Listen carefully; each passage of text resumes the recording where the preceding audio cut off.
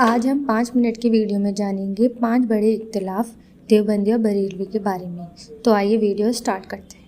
آج ہم بات کریں گے دیوبندی اور بریلوی مسلکوں کے بیچ موجود 5 بڑے اختلافوں کی کہ جس کی وجہ سے امت کا ایک بہت بڑا حصہ آپس میں ہی بٹ گیا۔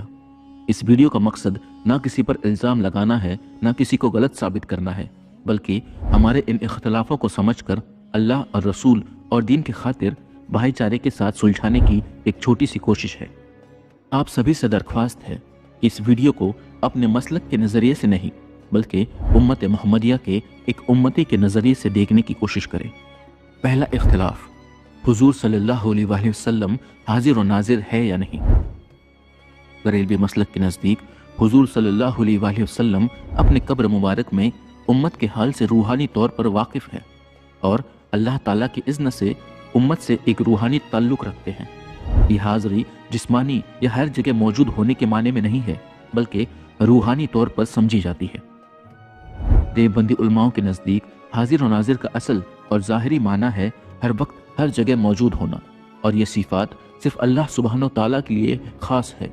اس لیے اگر حاضر و ناظر کو مطلق یا ظاہر معنی میں لیا جائے تو دیوبندی علماء اسے توحید کے لیے خطرناک اور شرک کے قریب سمجھتے ہیں۔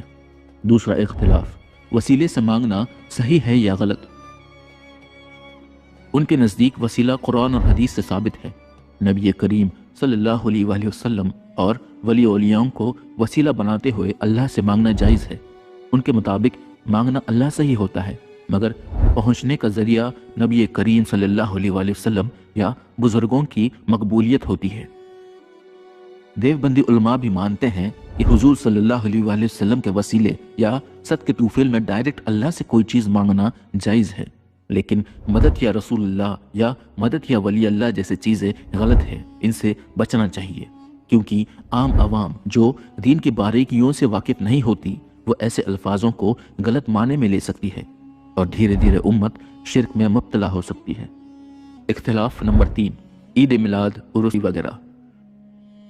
بریلوی علماؤں کے نزدیک میلاد النبی، عرس اولیاء، نعت اور محفل ذکر یہ سب مستحب عمل ہے، فرض یا سنت سمجھنا ضروری نہیں، کیونکہ ان کا مقصد نبی کریم صلی اللہ علیہ وآلہ وسلم سے محبت کا اظہار، اللہ کے بزرگ بندوں کی یاد کرنا ہوتا ہے۔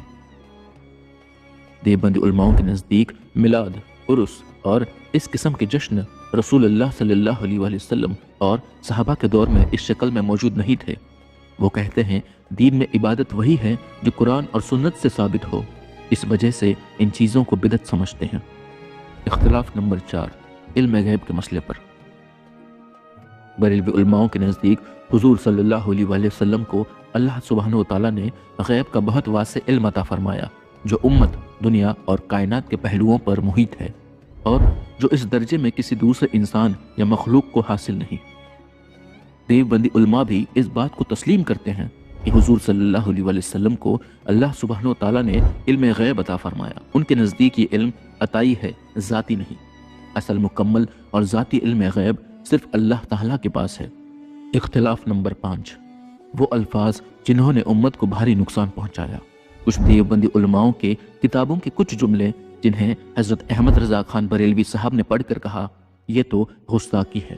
دیوبندی علماؤں نے جواب دیا یہ جملے بے ادبی کے لیے نہیں تھے، انہیں ان کے مقصد اور حالات کے ساتھ پڑھنا چاہیے۔ بحث بڑھتی رہی، نفرت گہری ہوتی رہی، پھر بس فتوے، تکفیر، بیانات اور فاصلہ بڑھتا گیا اور امت ٹکڑوں میں اور آپسی نفرت میں بڑھتی چلی گئی۔ یہاں ایک بات غور کرنے والی ہے، یہ اختلاف عقیدے سے زیادہ اپنا نظریہ، الفاظ اور انداز بیان کا ہے۔